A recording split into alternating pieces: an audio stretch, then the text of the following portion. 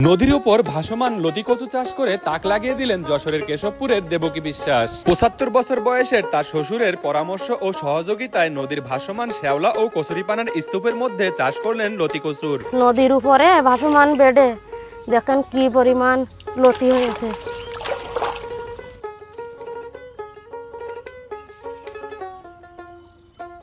কচুরিপানা আছে, এইভাবে দিয়ে আমরা এই ভাসমান বেড তৈরি করি। কতদিন লাগে, সময় লাগে এগুলো প্রস্তুত হতে?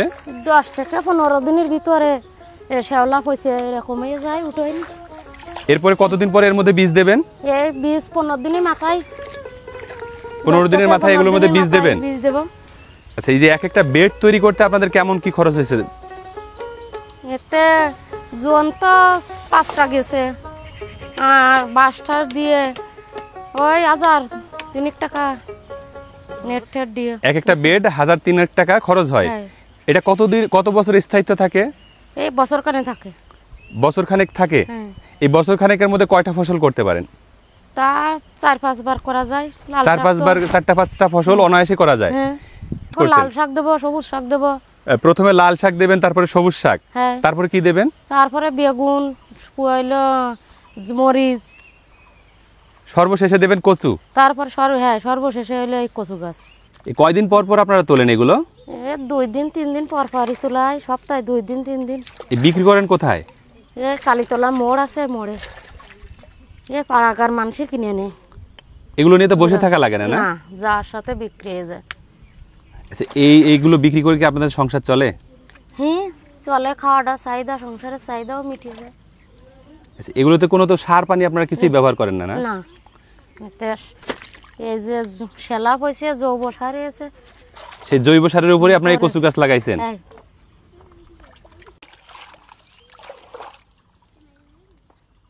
আজকে কত কেজি হবে বৌদি লতি? তুললে 4-5 কেজি হবে না। এগুলো কি এখন বাজারে বিক্রি হয় না, মুঠো হিসেবে আটি তৈরি করব, 20 টাকা আটি, এই যে এক মুঠো।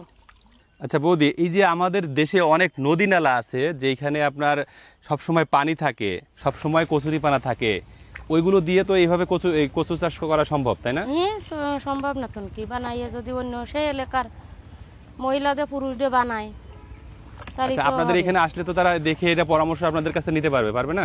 তো দর্শক, আপনারা যদি চান আপনাদের বাড়ির পাশে যদি কোনো নদী নালা থাকে, সেখানে যদি কচুরিপানা কোনো কাজেই আসে না, সেইগুলোকে যদি স্তূপ করে এভাবে ভাসমান বেড তৈরি করেন, তাহলে কিন্তু এভাবে কচু চাষ করা সম্ভব, লাউ চাষ করা সম্ভব, শাকসবজি চাষ করা সম্ভব, যা আপনাদের পারিবারিক পুষ্টি চাহিদা পূরণ করে এবং অর্থনৈতিকভাবে আপনারা স্বাবলম্বী হতে পারেন।